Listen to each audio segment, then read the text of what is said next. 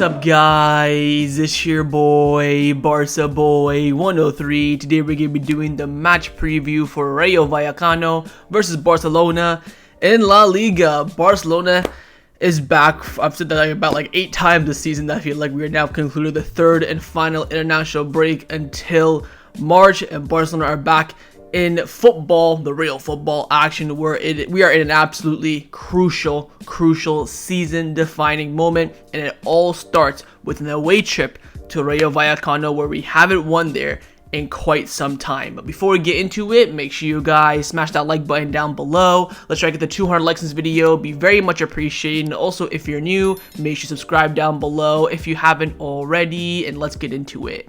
Kickoff time for this match will be taking place at 2 p.m. local time. We have the earliest of the earliest kickoff times in La Liga tomorrow, and this match will be taking place at the Estadio de Vallecas, which of course is the home stadium of Vallecano, and the referee for this match has also been confirmed. On the pitch it will be Jose Luis Munera Montero, and on the VAR it will be Santiago Jamilater. Let's start off by taking a look at the league table, where Barcelona currently sit in 3rd place in La Liga on 30 points. After playing 13 matches, we have 9 wins, 3 draws, and 1 loss. Look at our last 5 games in the league, not the best of records: a loss, a draw, and 3 wins. Top of the table is Girona. We are currently 4 points behind them. They have a record of 11 wins, 1 draw, and 1 loss. All wins in their last 5 games as well. 2 points behind Madrid. Their record is 10 wins, 2 draws, 1 loss. Atletico, we are 2 points ahead of them, but they do have a game in hand. So they do win that game in hand, theoretically speaking, we would go down the 4th. We'd be 1 point behind Atletico Madrid. Now, this is where the crucial point of the season comes in. After this match against Vallecano, Barcelona will have 2 home games in the league against 1st place Girona and 4th place Atletico Madrid. So if Real Madrid end up slipping up in any of their next 2 or 3 games, Barcelona, if of course we beat Vallecano, Girona, and Atletico Madrid, would go top of La Liga. This is a crucial point in the season. Real Madrid are having injuries like no tomorrow. They're having what we had a few months ago. Rodrigo's out injured, Vinicius out injured. I think their only fit attacker right now on paper is Jose Lu. They probably have a front 3 of Valverde, Jose Lu, and Brahim Diaz during this match day. If you look at the top teams who they'll be facing this weekend, Atletico Madrid will be hosting Mallorca. Real Madrid will be traveling away to Cadiz. That should be a difficult game, hopefully, especially with it being an away game. And Girona will be hosting Athletic Club. That's going to be a big game as well, but with Girona having that home field advantage, that will definitely give them a massive opportunity to win this game.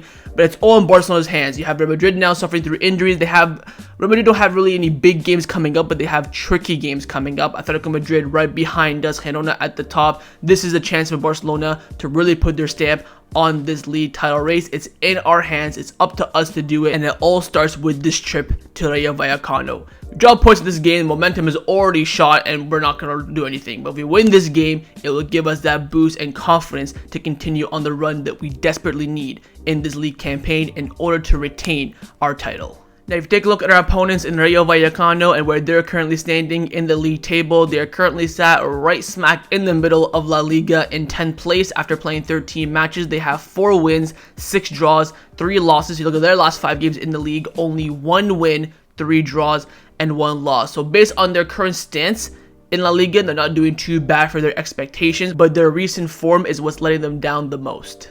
Let's now take a look at our opponents in Rayo Vallecano. Now, Vallecano have been quite the dangerous team for Barcelona in recent years, and as the official Barcelona Twitter account tweeted yesterday, they are our bogey team at the moment, because the last time we faced them, we actually lost 2-1 at the Estadio de Vallecas last season. I remember this game very, very well. Alvaro Garcia got a goal, same with Ferran Garcia, who was on loan from Real Madrid, now currently in the Real Madrid squad. Lewandowski pulled one back, consolation goal. We were absolutely shocking this game. I believe, if I'm not mistaken, if memory serves me correctly, this is the game after we won the El Clasico 2-1 last second with Franck Kessié, if I'm not mistaken. Do not quote me on that, but I think at this point, La Liga was already wrapped up, so I think that's maybe why the performance wasn't really up to scratch, as we saw in those last 10 games in La Liga. Besides from Espanyol away, every other game was pretty much shocking, despite the sometimes we won, sometimes we lost. Anyways, here's where the boginess comes in. Our last few games against Vallecano have been nothing but Vallecano results. Now, of course, the last game, 2-1, they beat us. Remember the first game of the season last year, we drew 0-0 at home. The game before that, we lost 1-0 away. The game before that, we lost 1-0 as well. And then the game before that in the Copa del Rey, we beat them 2-1. Of course, that was when we had the pink kid. I think it was Frankie de Jong and Messi scored. It was during COVID. But post that, Barcelona have not beaten Vallecano. Xavi's not beaten them as well. He's gotten 2 losses in a draw. Our performances against Vallecano, they've been getting us at the perfect time of the season as well, when we're in a downturn or when there's a moment for them to strike as well. It's been absolutely all over the place, and yet again, Xavi only has taken 1 point off Vallecano in their only few matches they've had so far. Now, if you take a look at Vallecano's last 5 matches in all competition, in the last match, they lost 2-1 to Girona. They drew 0-0 to Real Madrid. They beat some team, Atletico Luganes, in the Copa del Rey first round 6-0. They drew 2-2 with Sociedad, and they beat Las Palmas 1-0. So in the last 5 games, difficult matchups without a shadow of a doubt, where they come and get some results here and there. Against the big teams is where Vallecano really promises. Again, 0-0 against Madrid, narrowly losing 2-1 to Girona, getting a 2-2 draw with Sociedad. Las Palmas are a decent side, beating them 1-0, so they've getting the results for sure. Let's take a look at the last 3 matches in the league campaign. We're not going to take a look at that Copa del Rey game. First up is the 2-2 draw against Sociedad. I remember I covered this when we were doing the Sociedad preview as well. It was Sociedad who were dominant in this game, and it was the second goal from Bebe, if you remember him, at Manchester United, that ended up getting all 3 points. I think it was very much a defensive performance from Vallecano. They hit down on the break a couple of times, especially Oscar Trejo, their captain, in the midfield. And in the end, you could say they got an undeserving draw, but nonetheless a draw that they will definitely benefit from this season. Next up is their 0-0 draw with Real Madrid. I do remember watching this game. Real Madrid were shocking in the final third, missing a lot of chances. Dimitrievski was having a good game in goal as well. Keep in mind, we were linked a lot with Dimitrievski, not last season, but the season before, if I'm not mistaken. So he's a very good goalkeeper. They had a very much of a solid defensive performance, Vallecano, in this game, and also Madrid in that final third wasn't the greatest. It ended up being another good draw for Vallecano. Now, their final match in all competition was a 2-1 loss to Girona. Now, this game, Vallecano really went toe-to-toe with Girona, and it took a good goal from Girona to end up winning the game. Of course, Girona were the home side as well. So as you can see, Vallecano really getting good results against these bigger sides. It's against the smaller teams when they go for it, and Vallecano go for it, where they kind of open up the space, and that's when they tend to lose points, especially from away from home. But against the bigger sides, when they kind of lock it down a bit,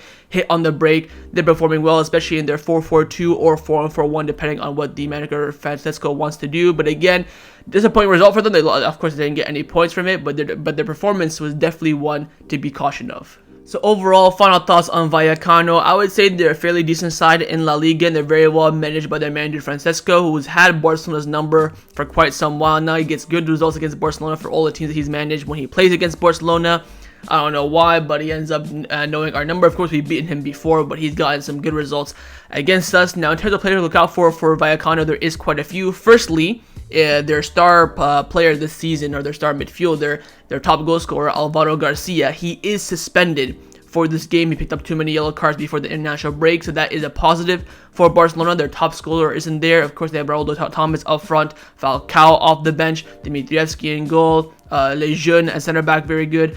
Isse, their midfielder, the bald one, he's absolutely brilliant, especially with his long range shots. Oscar Trejo, their captain. It's a very a decent side with a lot of experience and a lot of veterans. You wouldn't see as much youngsters. Of course, Lejeune, Premier League experience at Newcastle. Oscar Trejo played against Barcelona numerous amount of times. Of course, Alvaro Garcia has gotten goals against Barcelona as well, but he's suspended, thankfully. Raúl Thomas scored against Barcelona, Falcao. So it's a very much an experienced team that knows how to get the job done, essentially. And it's going to be difficult for Barcelona, especially playing at the Estadio de Vallecas. What Barcelona have to do is keep it very compact and make sure to not give Rayo Vallecano possession, especially give them space on the counterattack, because they are deadly on the counterattack, especially against those bigger sides. But for Vallecano, it's very simple to nullify them, but it's difficult to execute it.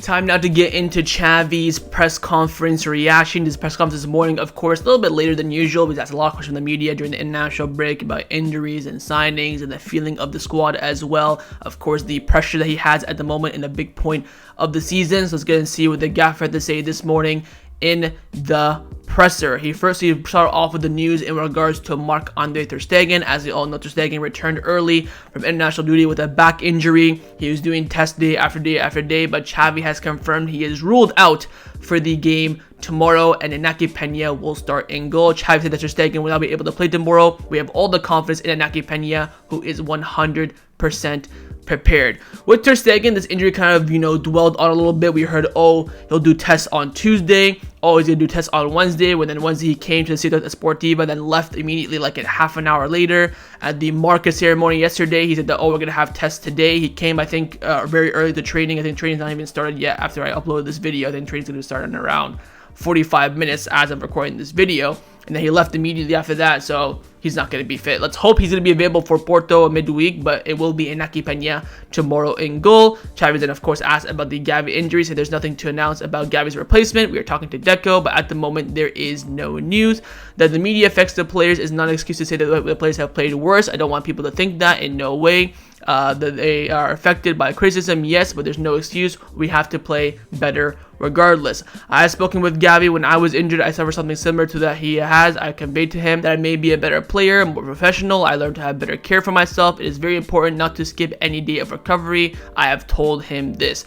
Then Xavi complained about the international break. 3 international breaks in 3 months is too much. Too many long trips. We have to change it. With Gavi, a question of how much he has played at his age, but it's also a bit of an unlucky injury as well. He was an injury on Frenkie de Jong, saying that Frenkie de Jong has trained at 100%. He feels good and he is ready to play. Of course, Frenkie de Jong's partner gave birth on the 21st of November, which was a Tuesday when he missed training. Of course, Frankie's 21, 21st, so it's a nice little combination there. So no birth issues, fully healthy baby, and he will be available on Saturday. Then he was asked about Robert Lewandowski, saying, look, Lewandowski needs the team, and the team needs Robert Lewandowski in the team. He then asked about the Lamine Yamal Lewandowski situation that happened just before the international break started, of course, in that final match against Alaves. Xavi said, look, it is a normal thing in football. It happens to me. It happened with me with Puyol, with Valdez, with Messi, with Pedro, with Villa. These things happen. The truth is that Lewandowski is very aware of Lamine Yamal's evolution, and he wants to help him grow. He then asked about the arrival of Victor Roque in the market, and it's not the time to talk about the market. Honestly, we have Victor Roque. We're looking at more players, but tomorrow we have Rayo Vallecano. We are focused on tomorrow's game. If there is any news, it will be announced. Then he was asked on Araujo and Raphinha. Now, keep in mind, Araujo and Raphinha were playing for South American clubs, of course. They've only just arrived yesterday. I have no idea if they're going to train today. They didn't train yesterday. So there is a very good chance that Araujo and Raphinha will not start this game.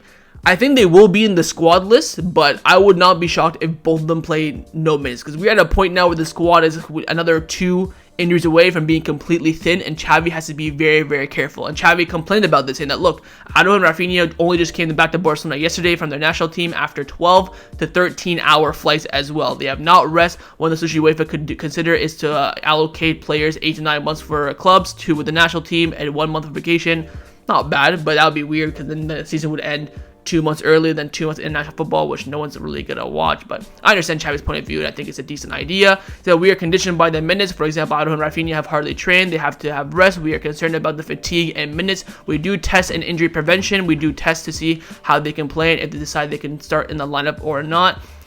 I think Xavi has to rest both. You cannot really risk too much with these injuries, but we'll wait and see. He's then asked about the idea of Raphinha playing in the midfield to replace Gavi. He said that, look, Raphinha is a dynamic player and he moves very well in spaces. Whether he plays on the wings or in the midfield, he'll be able to make that difference. Frenkie de Jong and Pedri are fundamental for our team. We have an important weight in the group. With their returns, I think the team must take a step forward. He then asked about Roberto's injury, which of course he had no updates in the media whatsoever. He said that in principle, Roberto will be back on Tuesday against Porto. Of course, he's not going to start the game, but he'll be on the bench, and I think that's a positive thing for sure. And finally, Xavi was asked about Inigo Martinez and his, prowess over the past few months, breaking the Barcelona lineup, getting called back to the Spain national team, saying that, look, Inigo Martinez is going through a good moment. We have 4 top center backs, and all of them will have minutes to shine. And that concluded Xavi's press conference reaction ahead of the match against Rayo Vallecano tomorrow.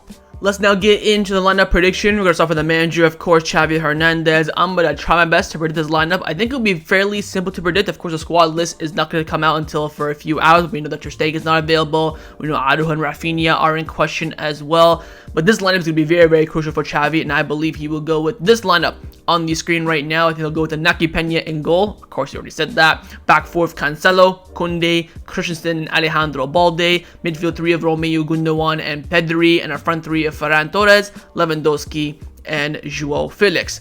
I will say this, 100% Inaki Peña, Balde, Pedri, Romeu are going to start. I think Koundé will start as well. Only played 1 game for France, and the 1 game he did play, he only played an hour, which I think is fantastic. So I think Koundé will definitely start. I think Christensen only played, I think, 1 game for Denmark, if I'm not mistaken. I think Inigo Martinez only played 1 game for Spain as well. Cancelo, of course, played both games for Portugal, same as Joao Felix. I think Ferran Torres started a game, then came on for a game. Lewandowski, I think, played both games for Poland. Now, if you see with Lewandowski, by the way, he does have the captain's logo now. I had a little bit of a theory about this on Twitter. Of course, the 4 captains, Ter Stegen, Frankie, Araujo, Roberto out, Ter Stegen out, Frankie 100% isn't starting the game. Araujo probably won't start the game, which means that all 4 captains are out. And I believe Xavi will give the captaincy to Lewandowski. It's going to be between Lewandowski and Pedri. I cannot see anyone else getting it. I would love Koundé to get it, but that's not going to be the case. I think it will go to either Pedri or Lewandowski for the longevity and the squad. Lewandowski, of course, a big name in the dressing room, with Pedri being here the longest out of this starting lineup. That's, been playing significant minutes. But I think Xavi will go this lineup. I would be shocked if he picked anything else. I don't think Raphinha will start. I don't think Araujo will start. And keep in mind, this team that you see on the screen here is definitely 100% capable of beating Rayo Vallecano. Gundogan could be a big question mark as well. Played both games for Germany. Romeu needs to have a big performance as well. Pedri's going to have to carry this midfield. Him having 2 weeks off alongside Alejandro Balde. I'm expecting big performances from them. But this is everything that Xavi Hernandez will select for this match. But of course, in the comments down below, let me know what you think Xavi will go with. Now I'm going to show you guys my lineup, what I would do if I was the Barcelona coach. And I have made a few changes from Xavi's lineup, and my lineup is on the screen right now. I've made 2 changes. Essentially, I've rested both the Joaos. The 2 Joaos have played a ridiculous amount of minutes to the point I am worried they're both going to get a hamstring injury at any point in the next 2 games and be out for a month. It is crucial for Xavi to give these players the necessary rest. And look at the changes I've made. I put Koundé at right back. Look, Koundé, I don't want to play at right back. F right off. You were absolutely shocking at center back against Alaves. You went to right back, got an assist. You play at right back for France. I'm asking you to play 1 game there. I'm not asking you to play there for a whole entire season. Koundé goes at right back. You have Christensen and Inigo at center back. Perfect fix there. Midfield 3 stays the same. By the way, I would give the captaincy to Pedri just because, Pedri, Potter. I'm just imagining in the dressing room if I'm Xavi, right? I was like, all right, guys, let's go out. Everyone go out. Like, Pedri, just wait a second. Everyone leaves the room. I'll give him the outer man. Like, go out there. Be the influence on the pitch. Just boost him up a bit. And I would start with Raphinha again to rest Joao Felix. I think Raphinha hasn't played too many minutes recently. I understand he just made that big journey back from Brazil. But I'll tell him, look, if you're fit, I'll play you because you haven't gotten many minutes. Keep that match rhythm up. And for Brazil, you only play like an hour in each game, if I'm not mistaken. So that would be what I would say to Raphinha. And this would be my lineup. Again, I think Xavi's lineup is better, but this for me, with the rested players, is definitely still capable of beating Vallecano. And that's the lineup that I selected for this match. But of course, in the comments down below, let me know if you'd rather pick my lineup or Xavi's lineup. Time now for my score prediction. What do I believe the result will be in this match? My brain is telling me you're dropping points. Draw or loss. My brain saying there's no way Barcelona win this game. The away record, difficult matchup, coming straight off the back of the international break. My brain is saying hell no. My heart's saying a cheeky little 1-0 win. So I've gone with Barcelona to win this game 1-0. I think it won't be easy in any capacity whatsoever. And keep in mind, we do play first. Of course, after us, Atletico will play Girona, Real Madrid, so we can really put pressure on them to perform and get the result as well if we do win this game. This game is so crucial, and it's the game that will be the leading factor to what happens in the next month. Again, we have Porto, Girona, Atletico Madrid, Valencia away, the Mestalla. Huge games that define our season, and it starts here. If you told me right now we play like absolute garbage or we win 1-0, I will take it. Because for me, in this match, it is about the result. Absolutely nothing but the 3 points for me in this game. I don't care how we get it, and it has to be done. I am a bit worried, but I'm backing the boys. I'm backing Xavi, and hopefully they can back me and give me the 3 points that we all need. So I think Barcelona will win this game 1-0. I think there's definitely a better chance that there is a draw, or even, God forbid, a Barcelona loss as well. But I'm going with Barcelona win this match 1-0. But of course, in the comments down below, let me know what you think the scoreline will be. So that's a match preview for Rayo Vallecano versus Barcelona in La Liga. Hopefully you guys enjoyed this video. If you did, make sure to leave a like, and of course leave me your thoughts down below in the comments on everything we discussed. The main thing firstly, of course, is your score prediction, and secondly on those lineups. Firstly, would you like to pick my lineup or Xavi's lineup? What do you think Xavi would go with? What would you go with? You're the manager. Leave me all your thoughts down below, and of course make sure you guys subscribe down below as well if you haven't already, and I'll see you guys tomorrow for the live watch along. Set the reminder on the screen and come and join me and watch the game with me. Follow share for the match, match review. It is an 8 a.m. kickoff for me, so I'm going to be half asleep, but I'm going to be there and hopefully watching the boys get an important victory. I'll see you guys tomorrow. Nothing but the 3 points. Take care and Forza Barca.